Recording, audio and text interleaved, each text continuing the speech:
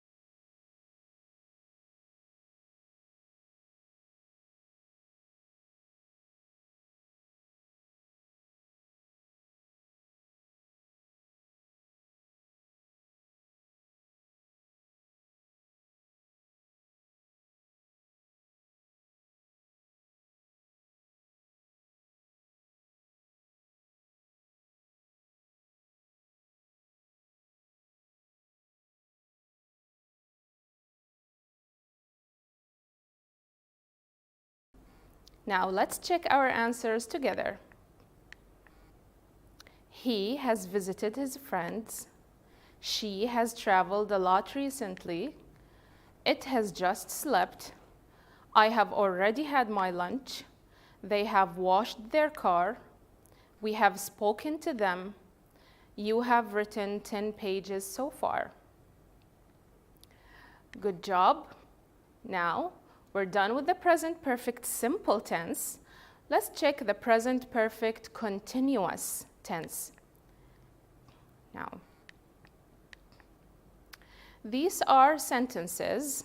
Take your time to read them carefully. Okay. Now, All these sentences are in the present perfect continuous tense. Can you notice the changes on the verbs in these sentences? Let's review the rule together. We're going to look at more examples to find out the grammatical rule. Now, in the present perfect continuous tense, we must start with a subject. So here we have he or she or it, I or they or we or you. Depending on the subject, you write has or have. If it's singular, you write has. If it's one of these, you write have. Then you write been, and after that, you add the verb with the suffix ing. So let's take examples to check the rule more and see when or why we use it for. So the emphasis here is on the duration of the action, which started in the past and continues up to the present. So to talk about actions that started in the past but continues up to the present, we use the present perfect continuous tense. For example, she has been cleaning all day. So it started in the past, it may still be going on, and the emphasis here is on the duration of the action. So she's been cleaning all day. Second usage for an action which is started in the past and lasted for some time. It may still be continuing or have just finished, but it has left a result still visible in the present. For example, they're tired because they have been traveling a lot lately. They may still be traveling or have just ended traveling, but they're still tired. So this is visible effect. Then we use it to express anger, irritation, or annoyance. So it has been following me since this morning. Say it's a cat has been following me since this morning. I'm expressing irritation or annoyance. So I use the present perfect continuous tense. And we use it for repeated actions in the past continuing to the present. So when we say he has lost weight because he has been going to the gym every day. So he started at some point in the past and he's been going every day up until now. Now for the time expressions we use with the present perfect continuous tense, we have since and for. We use since to talk about the starting point in the past of this action. So when I say I haven't seen Ali since we left home. So I haven't seen him since we left home. That was the starting point. I have been working since 7 o'clock. So these are the starting point of our action.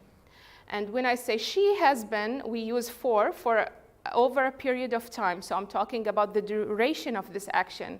So she has been a teacher for a year. I don't know the starting point here, but I know the duration, which is a year. And when I say I have been working on the essay for days, I don't know exactly, I'm not telling exactly which days, but I'm saying the duration was days. Okay? Now we've established the rule and the usage and time expressions. Now that we've reviewed the rule, the usage, and time expressions, we are ready for task number 3. You're going to rearrange the words to form sentences. Now here is an example. I'm going to rearrange these words to form a correct sentence. You have been talking a lot. I start with the subject you. Since it's you, I'm going to write have, add been, then write the verb adding the suffix ing. So you have 3 minutes to do the same with these 4 examples.